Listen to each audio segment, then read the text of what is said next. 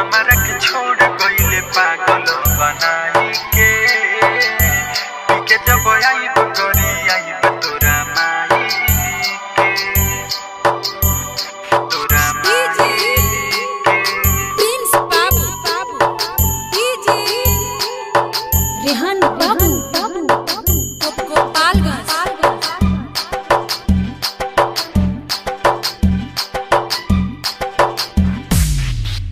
हमरा के छोड़ी गइले पागल बनाई के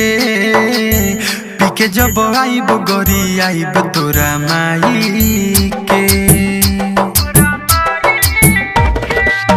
हमरा के छोड़ गइले पागल बनाई के पीके जब आइब गरी आइब तोरा माई के केहू से न डर बरे भले सुन मर बरे केहू से न डर बरे भले सुन मर बरे नाम धरे तोरा बाप औरी भाई के हमरा के छोड़ गइले पागल बनाई के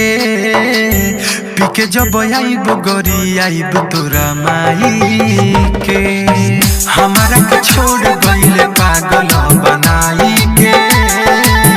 पीके जब आइब गरी आइब तोरा माई के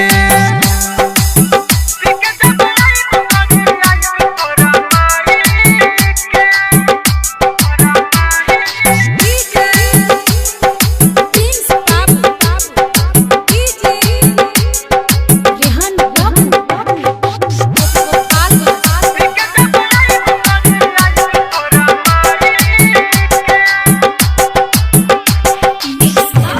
रिकॉर्डिंग स्टूडियो गोपालगंज। जहिया से गइल बारे सुन ससुराल एको बेर न देखले मोर भइल कौन हाल सारा तोर गुमान सुन तोर देवरे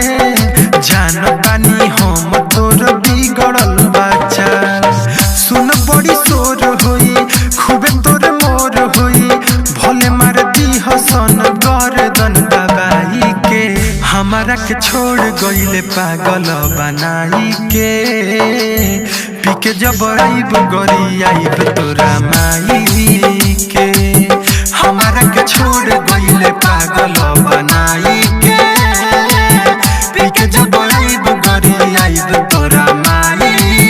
के पीके जब आइब गरी आइब तोरा माई के तोरा डीजे प्रिंस बाबू डीजे रेहान बाबू गोपालगंज।